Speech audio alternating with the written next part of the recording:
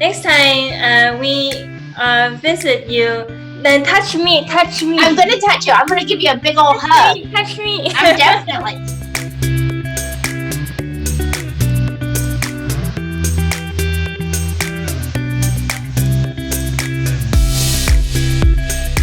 I took a class at the University of Maryland, College Park, that required a university requirement.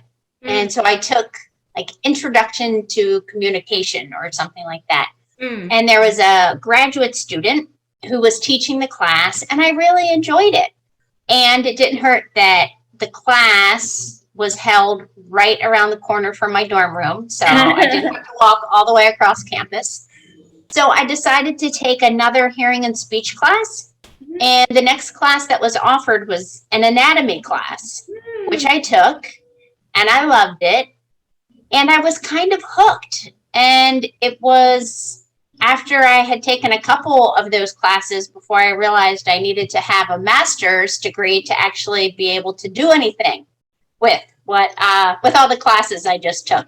So I would say that I was inspired by a speech pathology graduate student who was teaching a class, and I loved it, and I was hooked, and that's how it happened.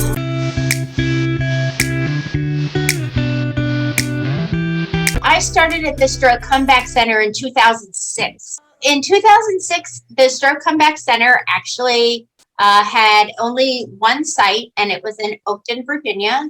And that's where I started with Darlene Williamson as the program director. And then eventually we moved from Oakton to Vienna, and we doubled in size there. We opened another site in Rockville, and when that happened, I started splitting my time between the two centers, between Vienna and Rockville.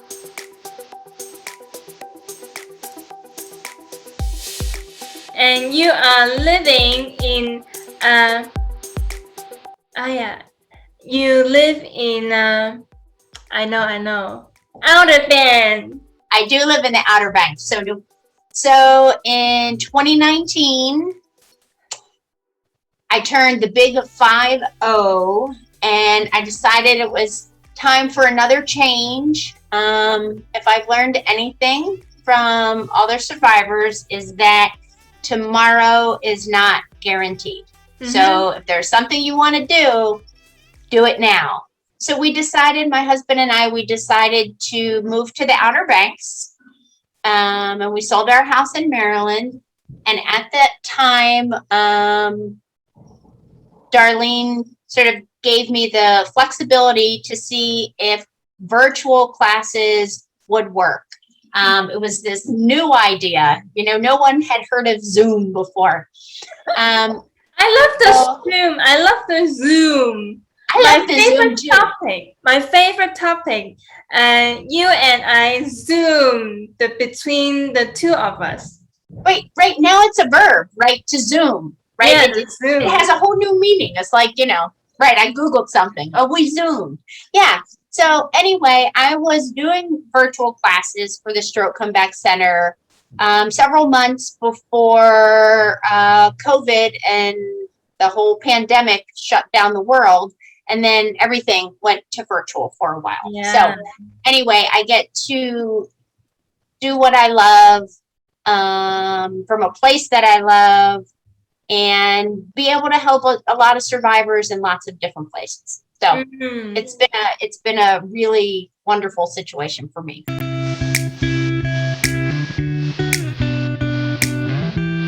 These are the things that I miss about one-to-one.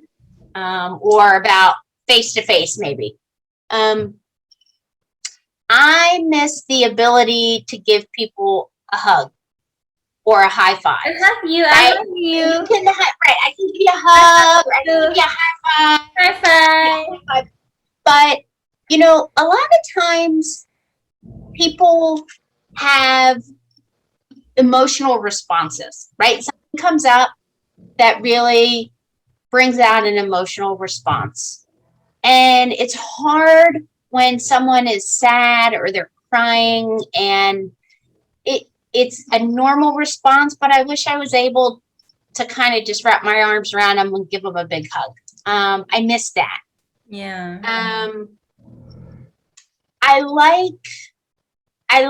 I just feel like what I miss on Zoom is some of the warm fuzzies.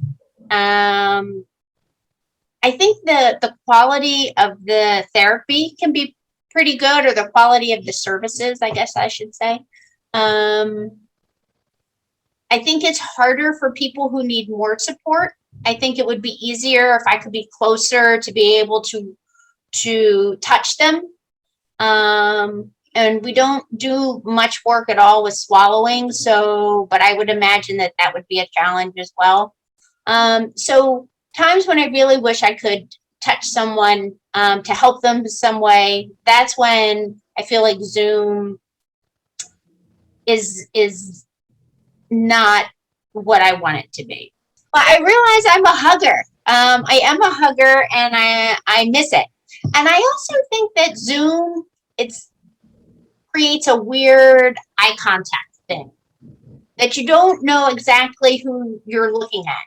So sometimes I'm even like today, like right now, I'm really focused. Like, I hope I look like I'm looking at Kitty. So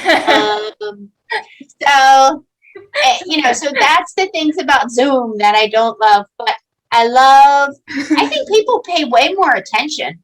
I think we spend less time messing around when we're on Zoom than we did when we were all sitting around a table. It was that's true. We definitely goofed off more. Yeah. So there are definitely ways that I think Zoom is better, but I definitely owe you a hug.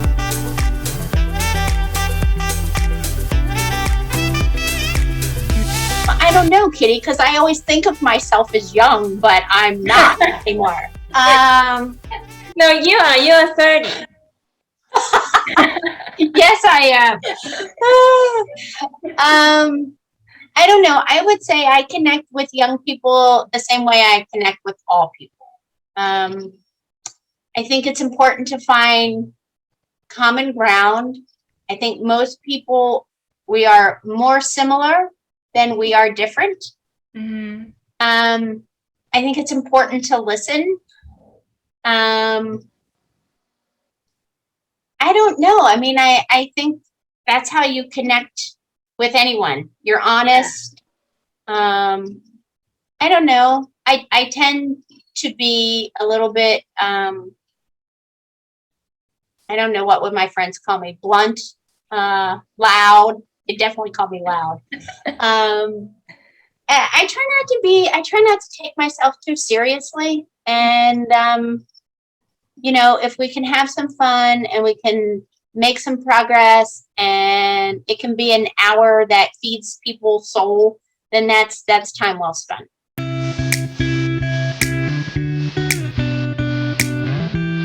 Final question. What is your superpower? I don't know the answer to that, Kitty, because I don't think being loud can be my superpower, but I am that. What is my superpower? I guess what I would say is I am an eternal optimist. I try to see the best and plan for the worst. Okay. I can, if I work, I really feel like there's the silver lining in most situations, even if the situation really sucks. And lots of situations really suck. But if we can find something positive to build on, then I think that's my superpower. Oh, yay. Melissa, I love you, Melissa. Oh, Kitty, I love you too. Your speech really does sound great. Listen to those full sentences. Yeah, see? I know. I love it. That's great. You guys are going to rock it. Okay. Rock it. You're going to rock it. I love it. That's it. All right, make sure I don't sound like a dum-dum, Kitty. Okay, I will not dum-dum. Yeah, that's right. No dum-dum. I don't want to sound like a dum-dum. No dum-dum.